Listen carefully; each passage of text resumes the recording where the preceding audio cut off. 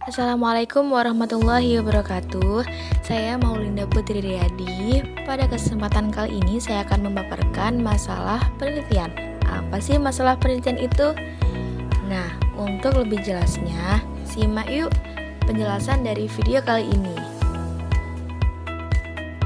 Adapun definisi dari masalah penelitian yakni masalah diartikan sebagai suatu situasi di mana suatu fakta yang terjadi sudah menyimpang dari batas-batas toleransi yang diharapkan.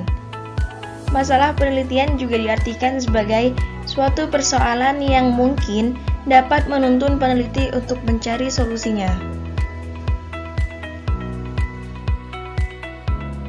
Terdapat 4 latar belakang masalah penelitian. Yang pertama, menjelaskan situasi dan kondisi yang melatar belakangi terjadinya masalah tersebut.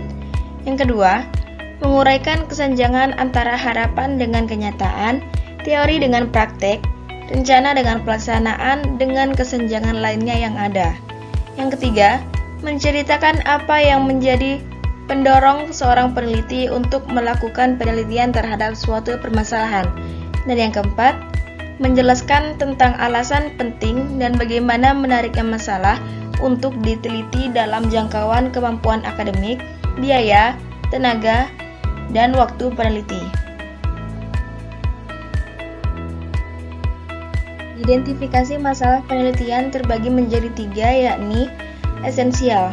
Pentingnya nilai penelitian menduduki urutan paling utama di antara masalah-masalah yang ada. Yang kedua, urgent. Masalah tersebut dianggap mendesak untuk dipecahkan. Dan yang ketiga, bermanfaat. Memiliki kegunaan atau kebermanfaatan jika masalah penelitian tersebut dipecahkan.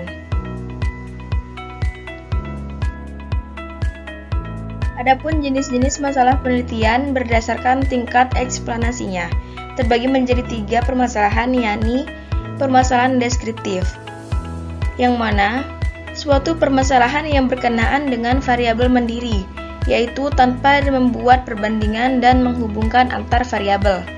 Yang kedua, permasalahan komparatif, yang mana suatu permasalahan penelitian yang bersifat membandingkan keberadaan suatu variabel pada 2 sampel atau lebih. Dan yang ketiga, permasalahan asosiatif.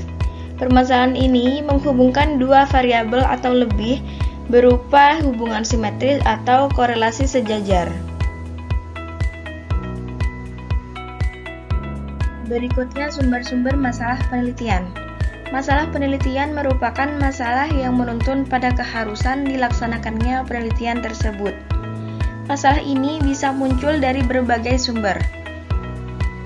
Permasalahan penelitian dapat digali, diidentifikasi, dan dikembangkan antara lain pengalaman pribadi, berdasarkan perluasan penelitian, berdasarkan sumber kepustakaan, berdasarkan forum pertemuan ilmiah dan diskusi, berdasarkan observasi dalam praktek, berdasarkan perubahan paradigma dalam pendidikan, berdasarkan fenomena pendidikan dalam dan di luar kelas, dan deduksi dari teori.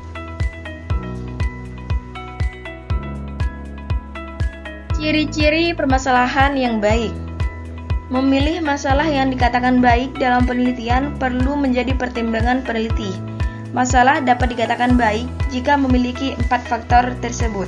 Yang pertama, adanya kontribusi. Yang kedua, bersifat orisinalitas. Yang ketiga, menyatakan permasalahan. Dan yang keempat, memiliki aspek kelayakan. Cara mencari masalah penelitian.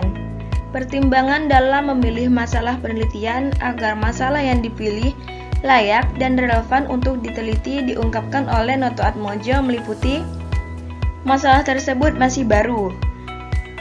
Yang kedua, aktual. Yang ketiga, praktis. Yang keempat, memadai. Dan yang kelima, sesuai dengan kemampuan peneliti. Keenam, sesuai dengan kebijaksanaan pemerintah. Dan yang ketujuh, ada yang mendukung. Sedangkan cara untuk memilih masalah penelitian. Untuk memilih atau menentukan suatu masalah yang spesifik dalam penelitian menurut Borch, yang harus dilakukan yaitu 1. Mengidentifikasi lingkup permasalahan. Yang kedua, bekerja pada suatu tim proyek penelitian. Yang ketiga, membaca literatur yang ada. Yang keempat, meneliti teori yang sudah ada. Dan yang kelima, melakukan replika.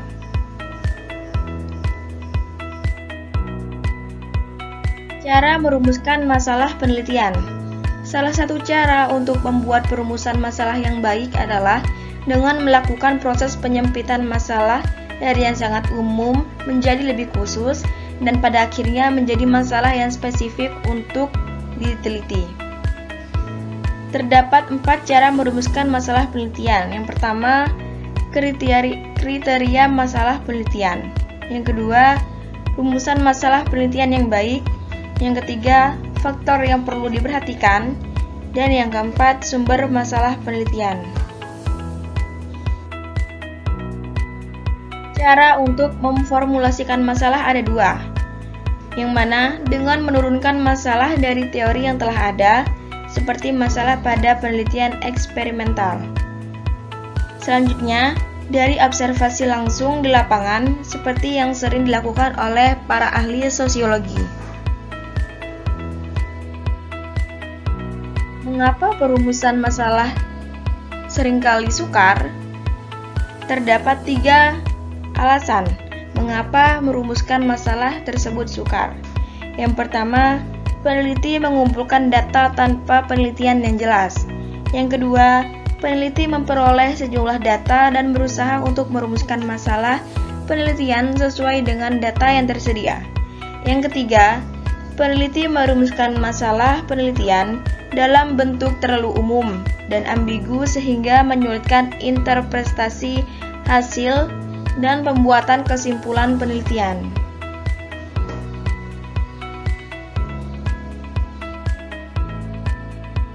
Adapun kesalahan dalam perumusan masalah terbagi menjadi 4, yakni konsep yang belum matang. Selanjutnya, gagasan yang ditawarkan belum akurat, lalu kurang memberi kontribusi pada permasalahan tersebut.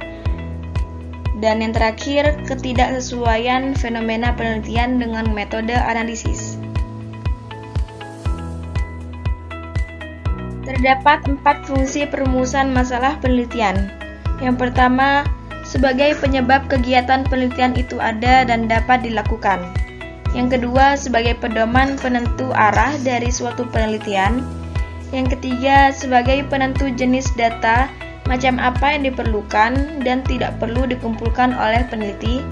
Dan yang keempat, dapat dipermudah dalam menentukan siapa saja yang akan menjadi populasi dan sampel penelitian. Demikian materi yang bisa saya sampaikan. Semoga dapat bermanfaat dan kurang lebihnya mohon maaf. Wassalamualaikum warahmatullahi wabarakatuh.